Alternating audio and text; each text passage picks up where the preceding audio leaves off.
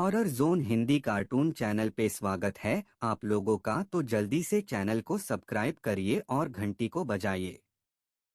दुनिया में ऐसी बहुत सी जगह है, इलाके हैं जहां बुरी आत्माओं ने अपना कब्जा जमा रखा है।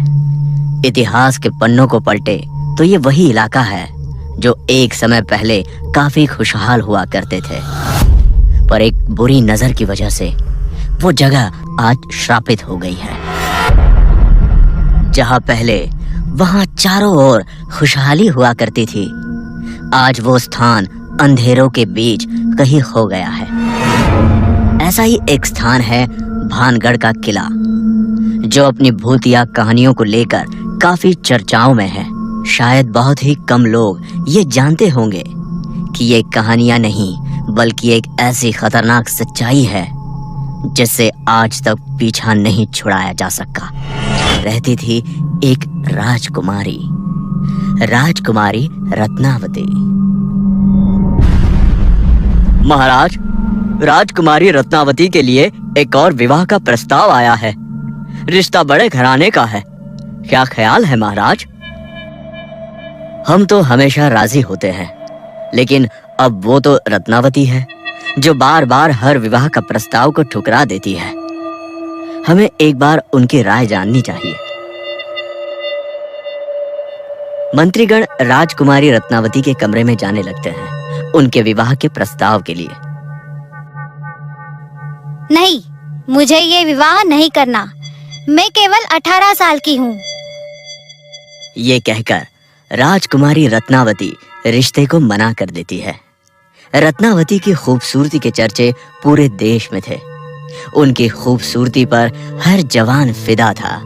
यही कारण था कि उन्हें किले से निकलने की अनुमति नहीं थी। इसी तरह एक शाम की बात है। उस मनहूस शाम को न जाने क्या मंजूर था।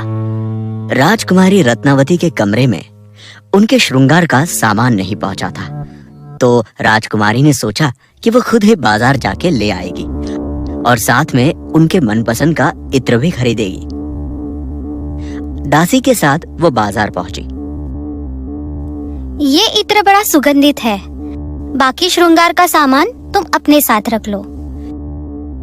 इत्र को लेकर रत्नावती किले में आ पहुंची थी, लेकिन उसे खरीदते वक्त एक अघोरी तांत्रिक ने उसे देख लिया था, जो उसकी खूबसूरती पर फिदा हो चुका था।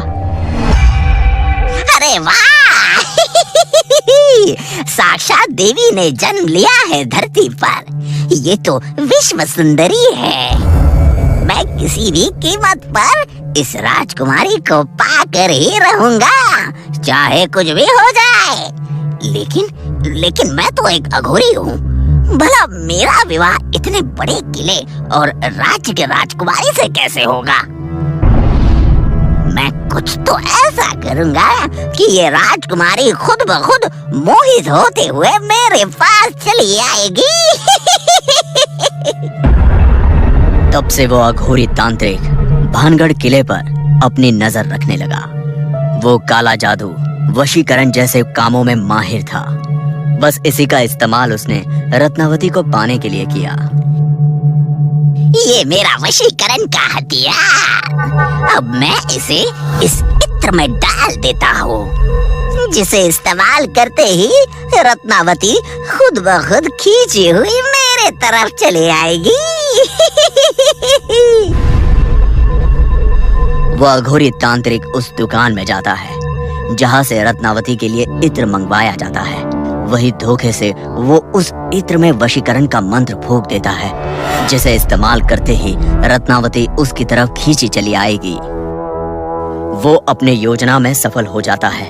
इत्र में वशीकरण का मंत्र जा चुका था, लेकिन अघोरी को ऐसा करते देख उसी दुकान के वक्त बनिया ने देख लिया था, और इससे पहले रत्नावती इत्र का इस्तेमाल करके उस तांत्रिक की तरफ आकर्षित हो जाए, वो वहां से सीधा भानगढ़ किला पहुंचता है और मंत्री द्वारा ये संदेश रत्नावती तक पहुंचा देता है। क्या उस तांत्रिक की इतनी हिम्मत? जी तो कर रहा है उसे सूली पर चढ़वा दूं, लेकिन राज्यपाट का सवाल है। इतना कहते ही रत्नावती उस इत्र के शीशे को किले के बाहर फेंक देती है, जो एक चट्टान से टकरा जाता है और अब उस तांत्रिक का जादू उस पर ही चल जाता है। वो चट्टान अब उस तांत्रिक की तरफ आकर्षित हो जाता है और वो तांत्रिक उस विशाल चट्टान के नीचे आकर दम तोड़ देता है। अघोरी तांत्रिक दर्द से कराहता हुआ कहता है, मेरी जादू को मुझ पर उल्टा करने वाली रत्नावती कभी कभी खुश नहीं रह पाएगी। अगर रत्नावती मेरी नहीं हो सकती तो वो किसी की नहीं हो सकती। बहुत जल्द ये भानगढ़ खंडहर बन जाएगा। इस किले में रहने वाला हर एक शख्स मारा जाएगा और दोबारा कभी जन्म नहीं ले पाएगा। वो तांत्रिक मर गया, लेकिन मरते मरते एक भयानक श्राप दे गया। अगले 1 साल के बाद ही भानगढ़ किले पे एक भीषण आक्रमण हुआ और भानगढ़ किला का हर एक शख्स मारा गया और सबके मर जाने के बाद वो जगह, वो किला एक पूरी तरह खंडर बन गया। इसके बाद से शाम ढलते ही अंदर से डरावनी चीखें, डरावनी आवाजें आती है।